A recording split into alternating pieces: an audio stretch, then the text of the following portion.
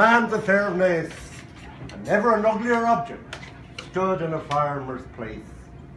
He was lanky and bony and nasty, and with a face like a tinker's mule. But he had such a style of stepping that we christened him Finn McCool.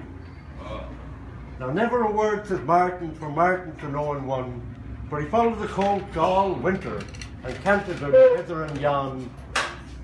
But a feather could have knocked me down when I heard one day in the town that Finn McCool had been entered at the Races of Punchestown.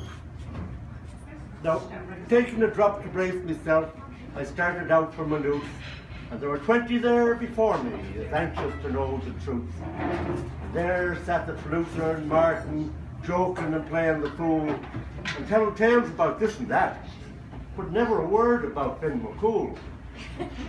But tipping it now to myself to say he soon got rid of the lot, when the missus from the doorway called, "Martin, come in while the tay's hot."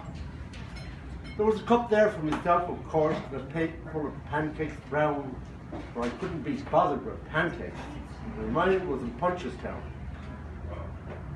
Now Martin sat down and told me the grandsires all of him, and about all the races that they won, and all the famous kins.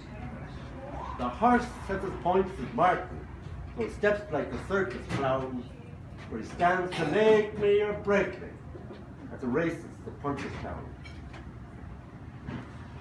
Well, the day of the races came, and Martin himself on the horse, and Davy Lacy the jockey were early upon the course. "How much am I bet upon Finn McCool?" And the bookie, and he says it with a grin, 50-1, and the fun you'll have watching another one win. Christ, it's a terrible feeling when every shilling that you own is betting an ornery animal that's skin where it isn't bone.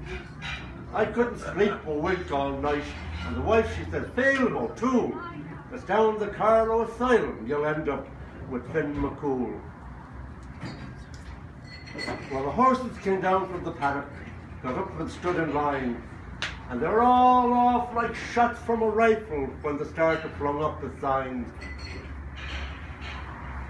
And lagging a long way behind them came Finn McCool at a pace that would shame any day from donkey to save the fair of Naas. "Get up out of that!"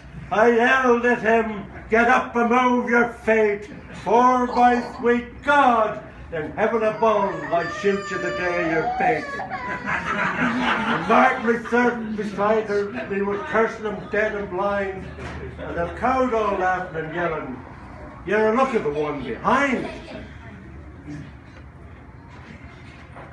But he heard us, by all the gods of war, for he burst like a frightened deer, and Davy Lacy the jockey, seesawing from tail to ear.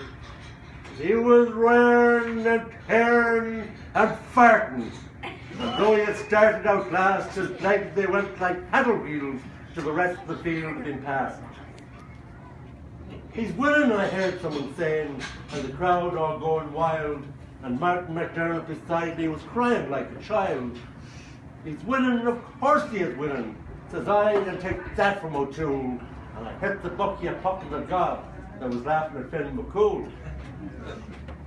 Well, we followed him up to the paddock where the horses were weighing in, and never a hair was turned in the tide of the warrior Finn, as cool as his mighty namesake, who would never know the fate.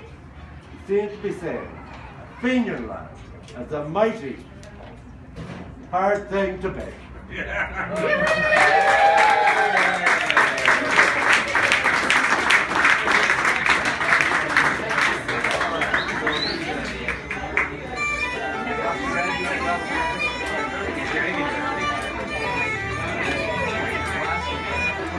Right.